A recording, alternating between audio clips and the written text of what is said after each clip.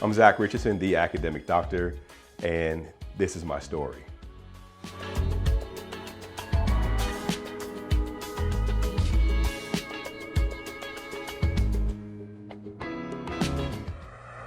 That's one small step for man, one giant leap for mankind.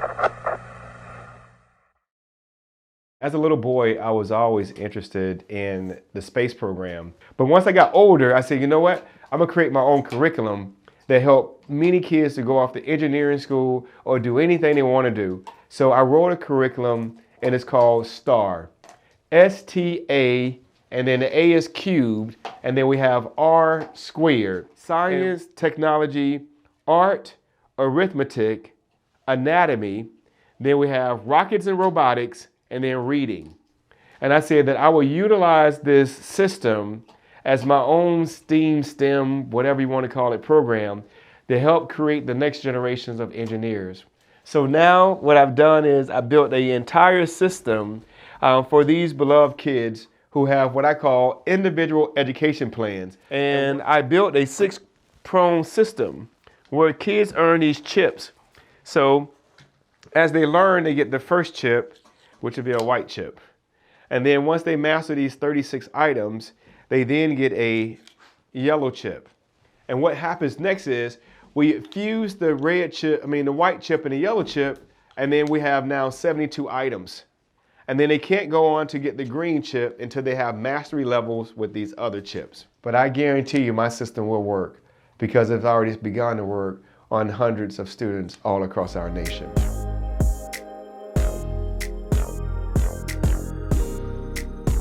I love working with the students, and I know that God has given me a mission, and I will not deviate from my mission.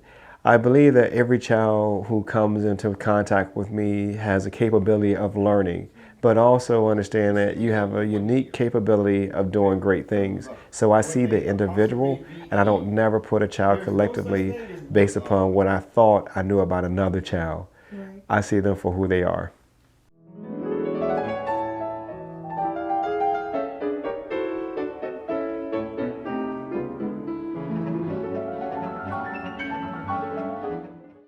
So this beautiful letter right here was written by this beautiful lady, Miss Theola Dorsey. They refer to her as Miss Tiny. She was my saving grace. She is the young lady who decided to adopt me. But she wrote me this beautiful letter. It says, "To my beloved son, Zack, I thank God for letting you be a part of my life and Quanice's life." Quanice is my adopted sister.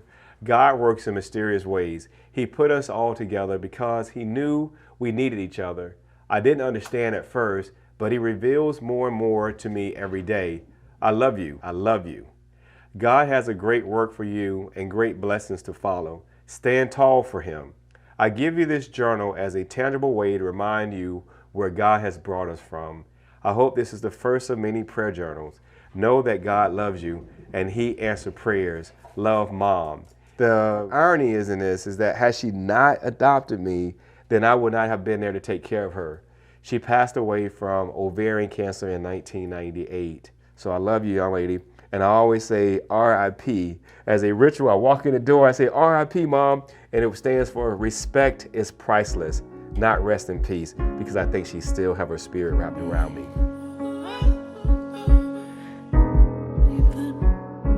I'm autistic and I'm dyslexic.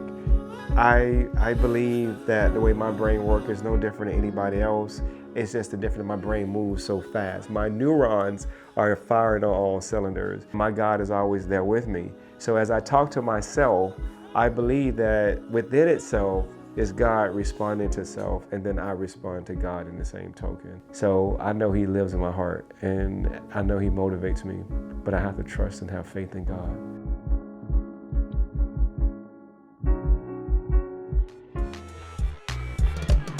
Pablo. All right, so here's where everything began.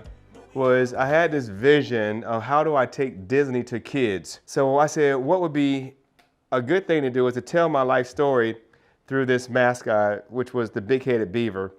And the big-headed beaver name came from me having a big head and being dark-skinned growing up. Once I knew that I didn't have control of my big head or my dark skin, I started to embrace myself. And then I created the Big-Headed Beaver to help more kids to embrace themselves. And that's why he exists. Beaver became an acronym. B stands for belief. You got to believe in yourself. E stands for your environment. You have to take care of your environment and recognize what's going on in the environment. A is your appearance. You always want to look nice. You want to dress nice. V is for value. You want to value yourself and you want to try to value others, but also have a vision. The other E in Beaver is economics. One of the things that I want more kids to do is the importance of investing, not as much as saving, but investing back in themselves. And then the most important part of Beaver is R for respect. This character, which was Pew Wee Pig, he was to teach kids personal hygienes and to stay away from drugs and alcohol. We had Talkative Turtle, and this gentleman was to not disrupt other kids in the classroom, but also to take time out and find a therapist to talk about your problems. I tell people all the time that instead of saying, "What's wrong with you?" ask someone, "What happened to you?" To find out what happened to someone before making an assumption can help them to deal with their adverse childhood experiences. So I created these mascots. I've toured the country. I've worked with WFSU, which is Florida State University Film Project. I've worked with PBS Kids, as well as being able to go around to Title I schools and help kids who have learning challenges or kids who have a lot of ACEs.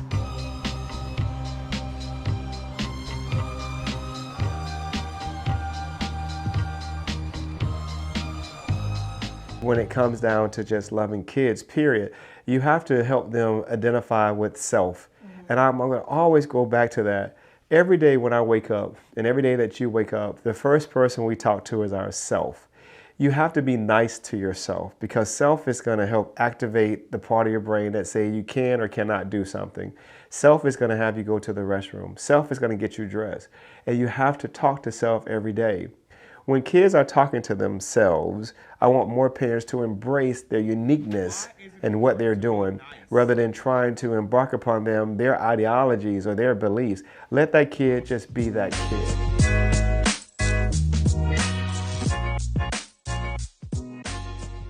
I love how he's straight up with me. He pushes me even when I don't want to be pushed. And he makes me laugh, which makes learning easier. He makes me think that I can accomplish things better than my teachers would ever make me feel. And he gives me confidence in reading, math, science, and just life in general when it comes to my academic. He's like a cool uncle.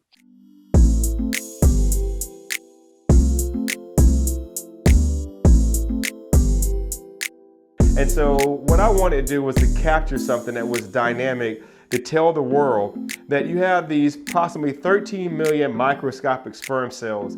They're competing inside of the woman's vagina through the uterus down the fallopian tube. And there's a competitive sport taking place in creation. And the beautiful part about it is, had you come in second place, you wouldn't be hearing what I have to say. But because you came in first place, you had to compete against 13 million microscopic sperm cells, and you won. So no matter what, you will always be a winner. And if you can beat 13 million inside your mother's womb, imagine what you can do outside if you truly believed in yourself.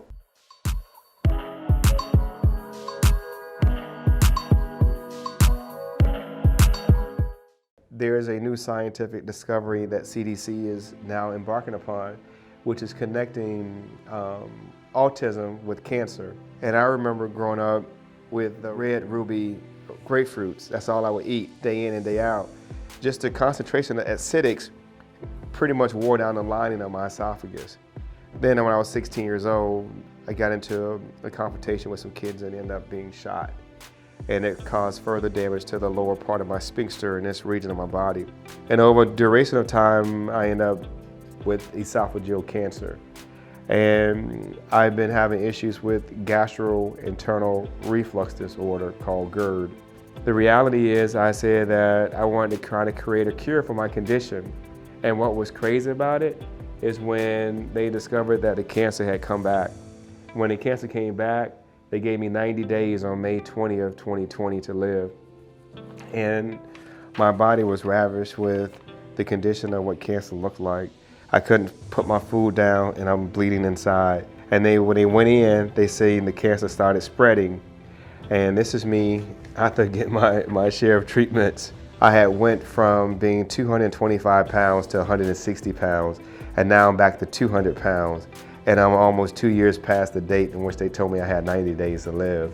One of the things I contribute to it is a good faith, a tremendous change in diet. And I stopped drinking. I wasn't drinking alcohol occasionally. I eat healthy foods. And when I say healthy foods, I eat foods that are alive. Blueberries, blackberries, my raspberries, my apricot, my asparagus, things of that nature.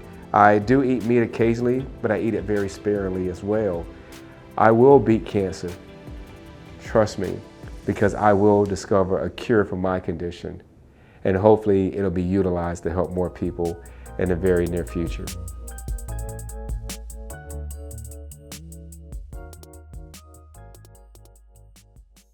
So for me, I feel that education is at the forefront of excellence. And so I am building a blueprint. I have a succession plan. So when I leave here, there'll be enough videos to help more kids to be able to take the information that I have studied so dearly and they can utilize it. And those kids will be able to become anything their heart desire, because I will have left a blueprint, materials, and resources to help kids for the next century or two to be excellent in a place we call America. You know, it's a very simple quote I have, and that quote goes like this: today is a good day for a good day. That's it, because I can't promise them tomorrow. We have people who are not satisfied with their own lives, and they have a tendency to try to cause all kind of ruckus. We have had shootings in grocery stores, shooting during Bible study, shooting during schools, because those are people who are not happy with themselves. So I have to get our babies to focus solely on today and recognize today is a good day for a good day, because tomorrow is not promised and yesterday is gone. So it'll be just as simple. Enjoy this time that you have. Enjoy these 24 hours. Enjoy those 60 minutes. Enjoy those 60 seconds, and be the best that you can be in the day that's in front of you.